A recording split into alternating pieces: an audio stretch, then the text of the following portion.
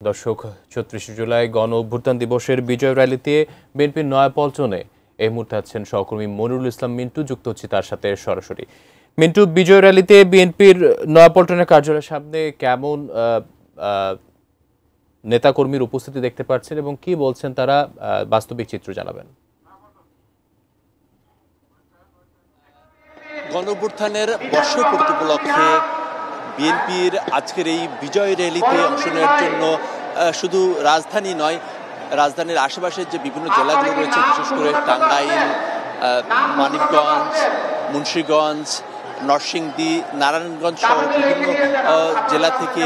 নেতাকর্মীরা আসছেন নয়াপল্টনে তারা বিজয় র্যালিতে অংশ নেওয়ার জন্য। এবং আজকে ৩টার দিকে আনুষ্ঠানিকভাবে এই বিজয় র্যালি সেটি শুরু হওয়ার কথা, কিন্তু এরই মধ্যে আমরা লক্ষ্য করছি যে এই নয়াপল্টন এবং এর আশপাশের এলাকায় নেতাকর্মীরা কিন্তু খণ্ড খণ্ড মিছিল নিয়ে তারা আসছেন এবং পরিবর্তিত প্রেক্ষাপটে নতুন যে বাংলাদেশের স্বপ্ন, সেই স্বপ্ন বাস্তবায়নের জন্য যে দীর্ঘ যে আন্দোলন সংগ্রাম ছিল, সেই আন্দোলন সংগ্রামের যে পরিণতি ঘটে গত বছরের ৫ আগস্ট, এবং সেই দিনটিকে স্মরণ করার জন্য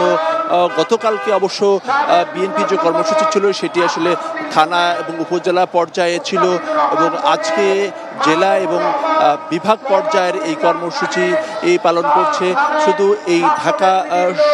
শহরেই নয়, সারা বাংলাদেশেই কিন্তু বিশেষ করে বিভাগগুলোতে কিন্তু বিএনপির এই কর্মসূচি হচ্ছে, বিশেষ করে চট্টগ্রাম এবং সেই সঙ্গে ময়মনসিংহ, রংপুর সহ কয়েকটি বিভাগে কেন্দ্রীয় কর্মসূচি অংশ হিসাবে যেমন এই কর্মসূচি পালিত হচ্ছে, তেমনি ঢাকাতে নয়াপল্টন এই এটি পালিত